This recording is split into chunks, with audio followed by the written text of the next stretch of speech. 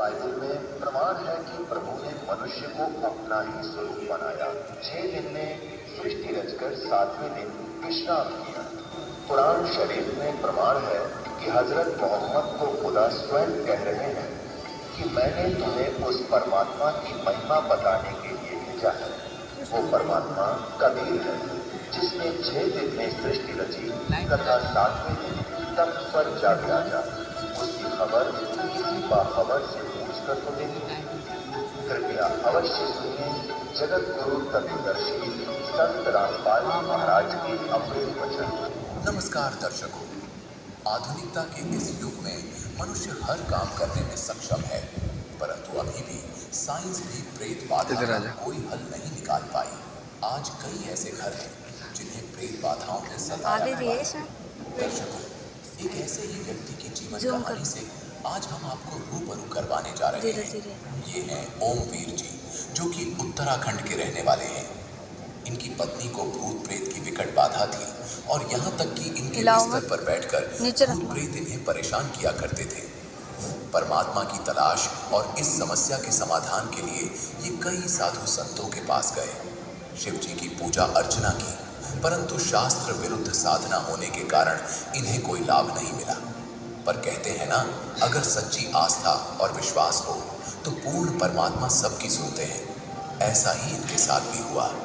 एक दिन इन्हें पता चला उस पूर्ण परमात्मा द्वारा भेजे गए संत रामपाल जी महाराज जी का, जिनसे नाम उपदेश लेने के पश्चात इन्हें अनेकों लाभ मिले। इनकी भूत प्रेत की बाधा जड़ से खत्म हुई, आर्थिक स्थिति सुधरी और साथ ही इनकी नशे की बुरी लत भी छूट गई। अब संत रामपाल जी महाराज जी की कृपा से इनका जीवन सर्व सुख संपन्न है। अब आप स्वयं सुनिए ओमवीर जी के शब्दों में उनका दुखमय जीवन जीने से लेकर सुखमय जीवन जीने तक का सफर। नमस्कार सर। नमस्कार सर। सर क्या नाम है आपका? मेरा नाम है ओमवीर कोहली। ओमवीर जी आप कहाँ से हैं? मैं किच्छा उत्तराखंड से हूँ।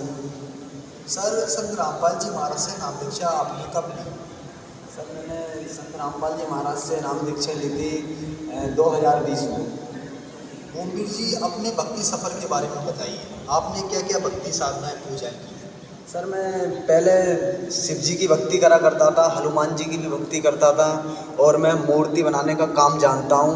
मैं मूर्तियाँ भी बनाता था देवी देवताओं की। और सर मैंने जो समाज के जो साधु संत होते हैं, बड़ी बड़ी जटा रखाए हुए होते हैं, मैं तो भगवान की तलाश में मैं सोचता भाई इनको ही पता होगा, तो मैं उनके साथ में बहुत संगत करी है। नागाओं की इनके मतलब अखाड़े में भी गया हूँ मैं, वहाँ पर खूब संगत करी है, पर मेरी आत्मा को संतुष्टि नहीं हो रही थी। बस ये लोग नशा ही नशा करते रहते हैं और बाकी कोई परमात्मा के बारे में जिक्र ही नहीं करना चाहते हैं, तो वह मेरी आत्मा को संतुष्टि नहीं मिलती थी।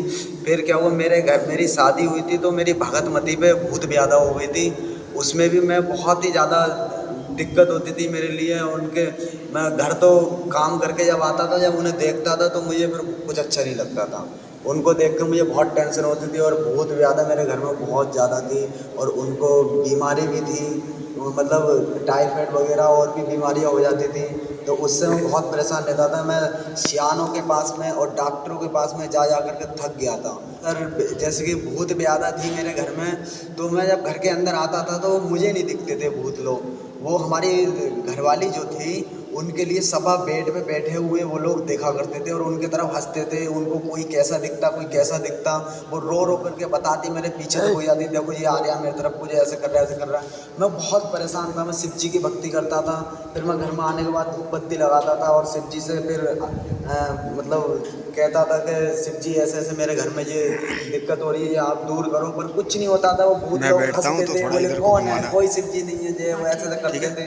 तो मुझे बड़ा मैं रोने लग जाता हूँ, कहता बताओ भगवान भी साथ नहीं दे रहा और कोई किसी के साथ नहीं दे रहा। घर में भी कोई लोग साथ देना नहीं चाहते थे, क्योंकि भूत से तो सभी डरते हैं कि भाई हमसे नहीं चिपक जाए, तो इसीलिए कोई साथ नहीं देता था। तो मैं अपनी मम्मी को समझाता था, तो मेरी मम्मी को मैंने सब बात बताई, तो मम्मी के ऊपर भी भूत आकर के मुझसे बोलने लगा। बोला तो मैंने कहा बताओ, जिसको मैं बताना चाहता हूँ उसी के ऊपर आकर के जो लोग मेरे लिए ऐसे करते हैं। फिर मैं कहता था तुम मेरे ऊपर भी आकर देखो एक बार, तो बोले तेरे ऊपर ही तो बस नहीं चल रहा है, नहीं तो तेरे पे भी आ जाए हम, पर तेरे ऊपर आ नहीं पा रहे हैं। मैंने कि क्यों नहीं आ पा रहे हैं? बोले तेरी कोई ना कोई तो रक्षा कर ही रहा है।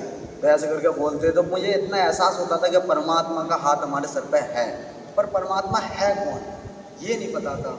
तो एक दिन क्या हुआ, मंदिर में बैठा हुआ था सर, मेरे घर के नज़दीक में ही एक मंदिर है शिव जी का। मैं वहाँ पे बैठा हुआ था, वहाँ सेवा भी बहुत करा करता था मैं। तो उस मंदिर में जब मैं बैठा था तो एक बुजुर्ग थे, वो बोलने लग गया कि आपको जिसकी तलाश है ना वो हरियाणा में आए हुए हैं। मैंने कहा मुझे किसकी तलाश है? बोले आपको भगवान की तलाश है ना, परमात्मा की। मैंने कहा हाँ मेरे को भगवान की तलाश है।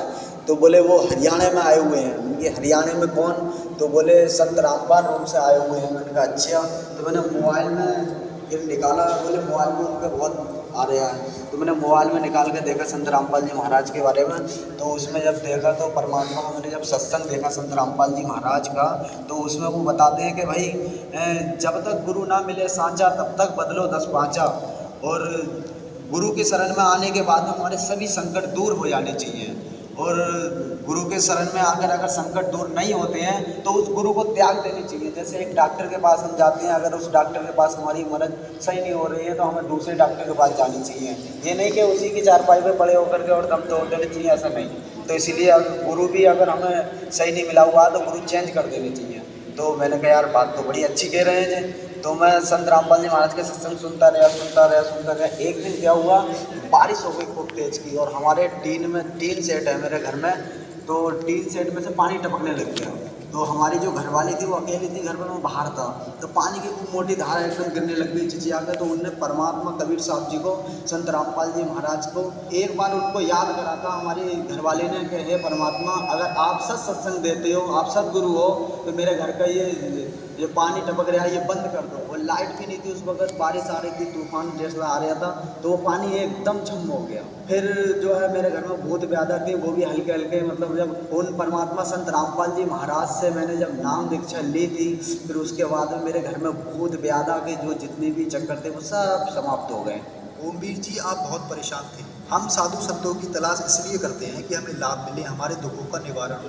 तो संत रामपाल जी महाराज को अपना गुरु बनाने के बाद आपके क्या अनुभव रहे? हाँ जी, मेरी परेशानियाँ दूर हुई। जैसे कि मैं पहले नाम नहीं लिया था मैंने परमात्मा से, तो मैं बहुत ही दुखी था। तो अब जब परमात्मा संत रामपाल जी महाराज से मैंने जब नाम दीक्षा ली है, तो मेरे घर में जो भूत व्याधा थी वो भी सब बंद हो गई। और जो मेरा अस्पताल में बार बार दवाई लेने जाता था, कितना भी कमा लेता था फिर भी दुखी रहता था। जो भी पैसा था मेरा भूत व्याधा में या फिर डॉक्टरों में चले जाता था। अब वो सब मेरे चक्कर कटने बंद हो गए हैं, और मैं चाहे थोड़ा कमाऊँ पर परमात्मा की दया से बढ़िया से आराम से खा रहा हूँ और खूब खुशी से रह रहा हूँ। संत रामपाल जी महाराज के शरण में जब से आया हूँ, जब से मुझे कोई दिक्कत नहीं है और बढ़िया सुख शांति से रह रहा हूँ मैं सर पहले नकली जो बाबा लोग हैं, ये साधु लोग, इनके साथ में पहले रहा करता था। मैं तो परमात्मा की चाहत में इनसे चिपका, तो इन्होंने मुझे नशे से लगा दिया। मैं नशे करने लग गया था। मैं बड़ी बड़ी चिल्में खूब भर करके पी जाता था उनके साथ में बैठे बैठे, और खूब मेरी आंखें चढ़ जाती थी, समझ लो। सुबह उठता था तब भी यही चरस पीता था चिल्मों में भर के, और शाम के सोते समय तक रात के 12 बजे तक ऐसे ही बनाता था, मतलब चिल्में पीते रहता था। और धूने पे बैठ करके मंदिर के अंदर धूना जला करके उसमें चाय बनाते थे, कभी भोजन बनाते थे, कभी चिलम बनाते थे, वहाँ बैठ बैठ के पीते थे। मेरे पूरा शरीर सूख चुका था। परमात्मा संत रामपाल जी महाराज के शरण में जब से आया हूँ, मेरे शरीर भी अच्छा हो गया है। और पहले तो गाल वाल सब पिचक गए थे, और बहुत आँखें मेरी लाल सी हो गई थी, और खूब नशेड़ी मतलब लगता था देखने में बहुत ही। संत रामपाल जी महाराज से जैसे ही मैंने नाम लिया है, मेरे सब नशे छूट गए और मैं आज सुख का जीवन बिता रहा हूँ। ओमवीर जी, बड़ी विडंबना है। हम साधु संतों की तलाश इसलिए करते हैं कि हमारे दुख परेशानियां दूर हो, हमें लाभ मिले। लेकिन आप जिन भी साधु संतों के पास गए संत रामपाल जी महाराज को छोड़कर, उन्होंने आपके दुख तो दूर नहीं किए बल्कि आपको नशे की लत लगा दी। तो जो दर्शक आज आपको टीवी पर देख रहे हैं, उनको भी ऐसा लगता है कि सभी साधु संत एक जैसे होते हैं, तो उनके लिए आप क्या कहना चाहेंगे? सर मैं भक्त समाज के लिए ये कहना चाहता हूँ, सभी संसार के लिए यही कहना चाहता हूँ कि जो नकली साधुओं से और नकली गुरुओं से जो लगे हुए हैं उनसे दूर हटें और संत रामपाल जी महाराज के ज्ञान को समझें। वो क्या ज्ञान देने जा रहे हैं, सभी शास्त्र हमारे क्या गवाही दे रहे हैं। सभी शास्त्र एक परमात्मा की तरफ उंगल उठा रहे हैं। वो परमात्मा कौन है और वो कहाँ रहता है, इसकी जानकारी सदगुरु संत रामपाल जी महाराज सभी शास्त्रों के अनुसार बढ़िया करके समझा रहे हैं। सभी समाज से मैं यही कहना चाहता हूँ कि सतगुरु संत रामपाल जी महाराज की शरण में आएँ और अपना कल्याण कराएं और इन नकलियों के चक्कर में ना पड़ें जो आपको लूट रहे हैं। अगर आपका भी इन पर विश्वास है तो आप इनसे यही पूछो कि भाई परमात्मा कौन है, कहाँ रहता है, तो ये यही कहते हैं कि निराकार है। ओमवीर जी, संत रामपाल जी महाराज से नाम दीक्षा कैसे दी जा सकती है? सर, संत रामपाल जी महाराज से नाम लेने के लिए हम सत्संग देखते हैं इस चैनल पे, उसके नीचे एक पट्टी आती है, उस पर नंबर छपे हुए आते हैं, उस पर नंबर पे कॉल मिलाएं और आश्रम बात करें। वो आपके किसी भी नज़दीकी नाम स्थल केंद्र का नंबर बताएंगे, वहाँ से संपर्क होगा आपका और फिर उस हिसाब से आप नाम ले सकते हैं और सतगुरु संत रामपाल जी महाराज की शरण में आ सकते हैं। दर्शकों, अभी आपने सुना संत रामपाल जी महाराज से दीक्षा प्राप्त करके सुखी हुए भक्त के अनुभव। अब देखिए जगत गुरु तत्वदर्शी संत रामपाल जी महाराज के मंगल प्रवचन। अब वो दयालु परमात्मा हमारे लिए भटक रहे हैं,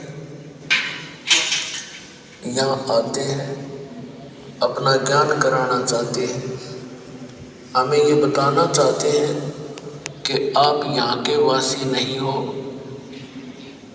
ये लोग ठीक नहीं है, यहाँ आप सच्चाई नहीं हो। लेकिन आप जी ने इसका कोई विकल्प नजर आया नहीं। आप जी ने इसी व्यवस्था को अंतिम मानकर, इसी की अपनी मर्यादा बनाकर और यहाँ